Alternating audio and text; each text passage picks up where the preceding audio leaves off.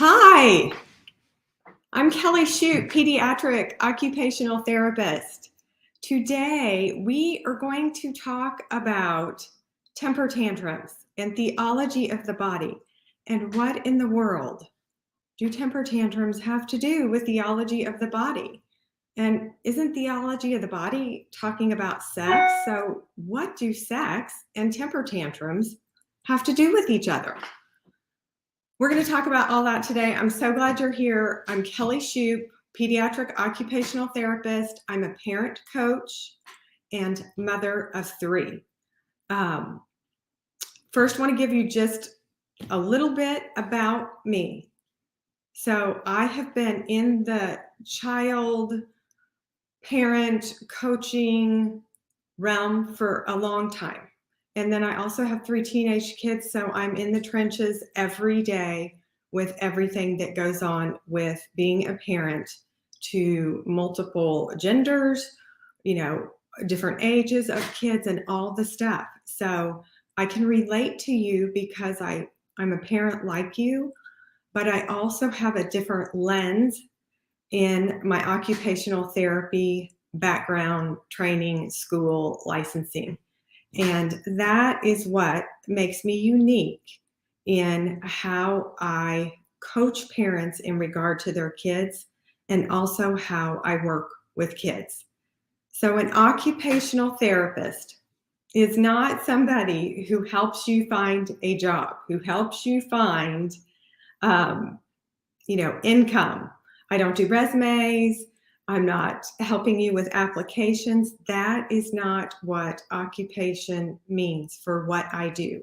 So occupation means job in the sense of what are all the jobs that a person has to do in their day to be successful in whatever they needed to have happen that day, no matter the age that they are. And so we are all doing lots of jobs. Each job is something that has value. It has meaning. It matters in our day. And so that is what I help kids do. And my love is ages 3 to 8, those preschool years. And the reason I love those ages is because there is so much going on with a child's body and their systems. And so in occupational therapy, my training is heavily in the body. So I like to tell people I focus on the body first because God designed us to communicate from our bodies first. And our mind is growing and developing, but the systems within our physical body, most of them stop growing in these childhood years. But our mind doesn't even fully develop until our mid to late 20s. So I'm focused right here on these young years where there's so much change going on, and I love it. But it's challenging.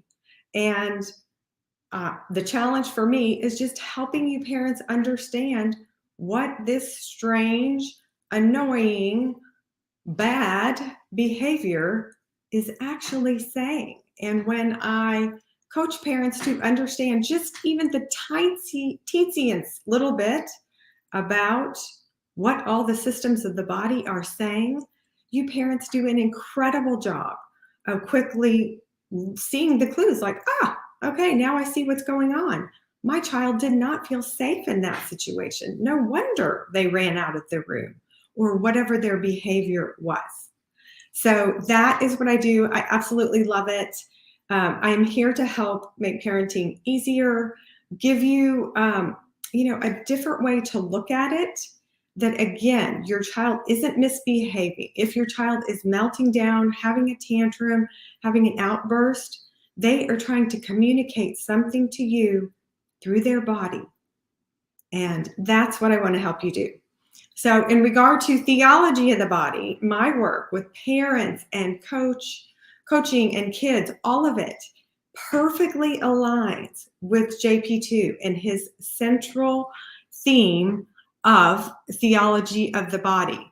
And so I'd like to pull up just kind of his basic quote that the body and it alone is capable of making visible what is invisible. Now, this quote says the spiritual and the divine. Today, I am not going to focus on the spiritual and the divine mainly. I'm going to focus on the natural, the physical matter that makes up our body. What is going on in that? But again, it's about that body. And JPII was so incredible in relaying how God wants us to see our bodies. If you thought this was the talk, if you were thinking theology of the body is all about sex, and you were thinking, what do temper tantrums and sex have in common? This isn't that talk. We're starting with kind of the first foundation on theology of the body, which is basically just understanding why are humans here? What is human existence? Like, what are we supposed to be? Just again, a very foundational understanding of who God made us to be in our bodies on this earth. Okay. JPII also said the body was created to transfer into the visible reality of the world, the mystery hidden in it. Okay, in regard to your child's temper tantrum, what is hidden? What is hidden that is being brought to light through their screaming, yelling, stomping, throwing themselves on the ground? What is hidden inside their body that all of a sudden is coming out in their behavior? Your body is meant to communicate to the world. That's why we have it, right? The invisible soul, body, all of it that God gave us that makes up all of us. We communicate to the world things about us, how to know us. God made our bodies, that's how we reveal ourselves to us. And in order to be able to reveal ourselves, to form connections and relationships with others, we have to understand ourselves, what's going on inside of us. And that's what I help parents do. Okay, let's see. I think I've already covered this. What's going on inside of your child's body that you can't see, that is made visible through that behavior you don't like, that temper tantrum. It is giving you information. So I'd like to challenge you parents to see that as information. Can you view this behavior you don't like that happens at the wrong time? You're tired yourself. Can you view it not as bad? So lose the bad label to it. Just say, okay, this is information. This is clues. This is data. I'm just going to take in. I'm just going to watch my kid for a minute. Maybe you watch them throw that tantrum. Maybe it's in Target. I have had a child throw a tantrum in Target, and I gave her an option to stop. I mean, I must have watched her for 2 minutes, throw herself all over the aisle and take her shoes off. I mean, all the stuff. I was trying to figure out what in the world is she trying to tell me? So I invite you to not so quickly want to squelch or stop what you consider bad behavior. I want you to think, what am I supposed to be getting here? Like, what is coming out that this child is revealing to me that I need to know?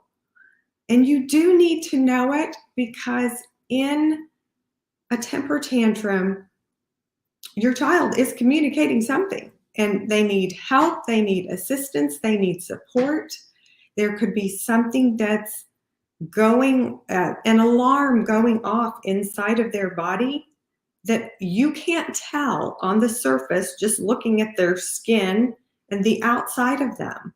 But there's so much going on inside, and they might feel really unsafe. They need your help. So that behavior is a way for you to learn what help they may need. Okay, let's see. What is the next one here? I think we covered that. Okay. Actually, let me go back here. Okay, so when your child is revealing themselves through their body, they are reacting to a lot of the systems inside of their body, their sensory system. For a young child, ages 3 to 8, there is so much going on inside their sensory system, their senses, hearing, smell, sight, hearing, taste, touch, movement, body awareness, how the environment, everything in it lands on their body, how their brain and nervous system, how the receptors all over their body take in that information, send it up to the brain, how the brain processes it, and then how they respond to it in their behavior. The sensory system. We are always getting so much information from wherever we are, whatever environment, all day long, and our body's dealing with it all the time. All of our senses working together. And at the young ages, it's a lot for a child's body to be processing and handling. And so often it is glitchy, is what I say. Like there's a glitch in your computer system, like it just shorts out. And so that temper tantrum might be the short out. It's the one thing that they're like, not working. And it can be their sensory system is overloaded, too much, can't handle it, shut down. And it looks like screaming, crying, throwing themselves on the floor. But it is the signal, too much, overload. Safety system, same thing. Our safety system is connected to our nervous system, all the receptors all over our body, in a loop with our brain, saying, this is not safe. I am not safe here. I'm going to get hurt. And God designed our bodies to have so many automatic responses that we have no control over, to keep us safe, to keep us alive. And so God made us that way. And if we are scared, if something registers to us unsafe, all the parts of our body start sending bells and alarms and whistles, danger, danger, siren going off inside your child. Now, the child might not be perceiving or registering that thing correctly. The child might actually be safe, but to them, they do not feel safe. And what I coach parents to do is, instead of telling a child they are safe when they can't understand that and that doesn't feel safe to them, does not help them. You want to understand why they are feeling unsafe. And some kids can't communicate it during the overload and all the bells and whistles. So you can just help them get to a calm point through various strategies and tools that I give you. But at some point, you want to understand what all it takes for your child to feel safe. And a way that humans feel safe and calm, a-okay, is going at the pace or natural rhythm that they have inside of their body. And so for each of us, this is different. And so my pace of going throughout my day, it's pretty fast. I'm tall, my legs are long, I take big strides, like I'm rolling, I'm active, my energy, like I'm moving. But that could be different than my child, who's made different than me, who needs to go at a slower pace. And it's just being mindful of these things, these different systems. The interoceptive system is another system where internal signals go off inside a child's body to help them know I'm safe, I'm okay, I'm calm, I've been fed, I've had good sleep, I'm not feeling any pain. And so when we understand all these different systems, we can help a child show up calm, regulated. What I mean by regulated is that our nervous system is at an A-OK point. Our muscles are relaxed. Our breathing is steady and even. All of these things make for a calm, regulated, appropriate behavior child. And that's the goal. That's also the goal with ourselves. So as important as it is for us to help our kids understand how they're made, how their sensory system works, what sensitivities they have, and to know those things about themselves, we're just starting this journey as parents in these young ages. Our job is to guide and help teach our kids how to regulate their systems to be calm, neutral, A-OK. But to be that way, we have to understand it in ourselves. So I talk a lot about my sensory system and how I am hearing sensitive. So hearing will exhaust me if I'm at a loud event. So I need to understand that about my system. And when I can understand it and set myself up, do or not do the things, then I can show up as love. And so that's point number 2 with theology of the body is God is love. He made you to be love, self-gift to another. The very point of all of us here on this earth is to become love. God is love. He made us. We are the only creatures made in his image and likeness. We are the only creatures who have the freedom to will ourselves for the good of another, to make a gift of ourselves, of love to another. But if we don't understand ourselves and our systems and what's going on with us, it's impossible for us to be that gift of love. So, helping your kids, again, we're starting these young ages, just helping them understand what all their systems say, what it takes for them to be safe and calm and okay. What do they need from you to help them start to learn that about themselves? And it is a lifelong journey. It truly is.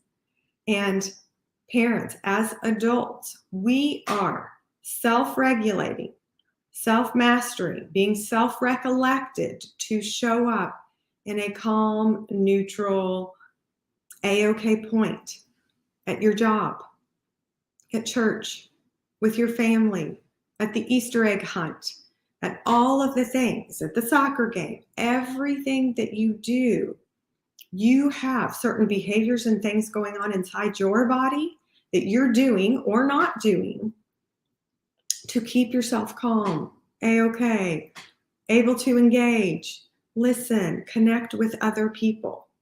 And so that's the goal, that we're learning how to manage ourselves with self-regulation so we can be that gift that God made us to be to another, to our family.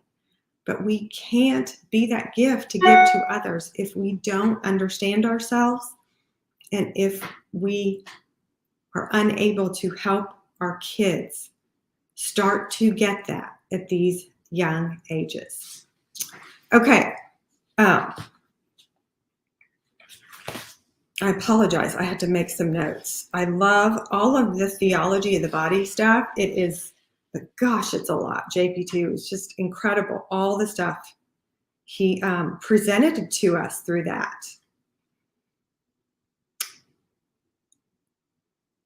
Okay. The third thing that I want to talk about is prayer and how important God's grace is in all of this.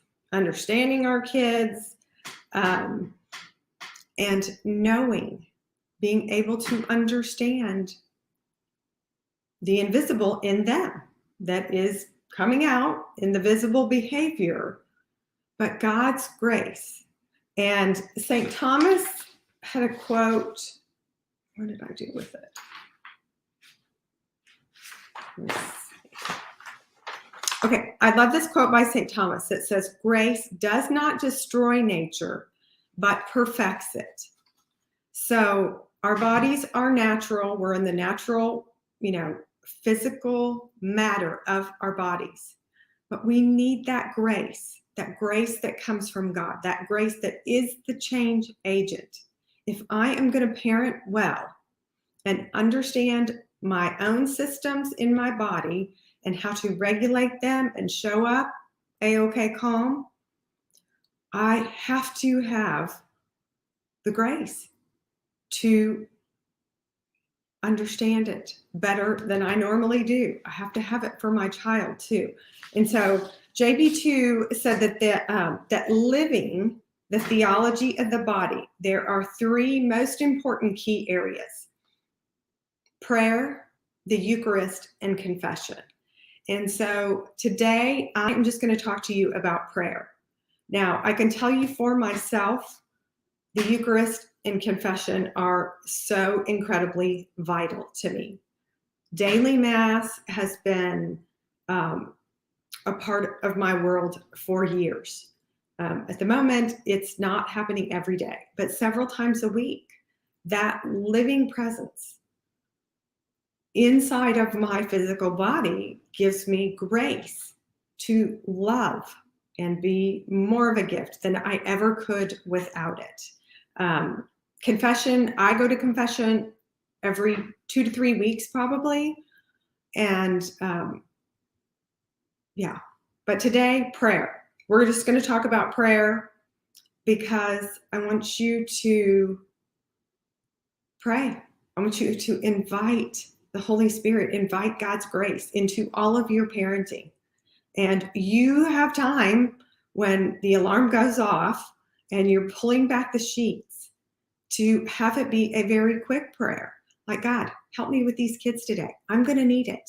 And just so you know, like when I am talking to God, I'm kind of demanding, like, help me, give me the grace right now, because I'm about to throttle this kid. And I know they're trying to tell me something and I can't get it. So I talk to parents and sometimes they're like, I don't know how to pray. I don't know what to ask for my kids. Just ask the Holy Spirit. He's the one who prays for us. So Holy Spirit, you better come now because I'm about to lose it. That is sometimes how my prayer will be. And God is a God of abundance. God is a God of both, and He can absolutely deal with my grumpy, grouchy, demanding prayers. He does. He answers them all the time. I'm amazed by the grace He gives me in how I can show up with my kids and with myself. Sometimes I'm like, why am I feeling so agitated about this? What do I need to know about myself?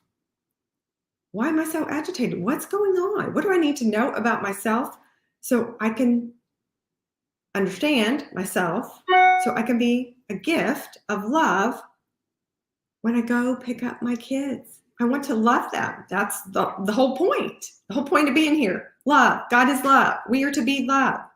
But if I'm agitated and worked up over something that landed on my body, 20 minutes ago, I'm going to have to register that. Like, I'm going to have to take account. What's going on with me? Why did that upset me? That should have been nothing. But I have to, again, recollect myself, know what's going on with myself to show up differently. And the best way to do that is through prayer. So pray. In regard to, I'd like to just talk briefly for moms. I want you to pray pray for the superpowers that God gave you. So again, our bodies, male and female. As females, we have superpowers built in that they are at our ready access. God was like, yep, you're female. I'm giving you these things right off the bat. These should be our go-to things that we activate if we have a kid who's throwing a tantrum. And it's receptivity. The first thing is receptivity. Can I be receptive to these clues? Can I step back for 1 second and not want to squelch that behavior, but could I just receive what that behavior is telling me? Receive that information. Because God made females to receive. Think about the actual shape of our bodies. We are the receivers. So we need to operate from that receiving posture. Generosity is another big one for females. So can I be generous in how I'm approaching this temper tantrum with my kid? Now, for me in generosity, it's what I call wiggle room. And with kids, I set very firm boundaries with my kids. Like, this is what we're doing. This is when it's happening. They know exactly what is expected of them in this situation. Why do I do that? It makes them feel safe. They can trust me. I know if mom said this, I can trust her that it's going to happen and that I'm going to be safe within this, like this time frame, where we're going, how we're getting there. I'm safe. I can trust mom with this. But where I'm generous, the generosity comes in, and where I call it the wiggle room is I like to allow my kids to show up to whatever thing I've set the boundary on in a way that feels best to them. Because again, I'm not inside of their body. I don't know exactly what is going on inside of their body.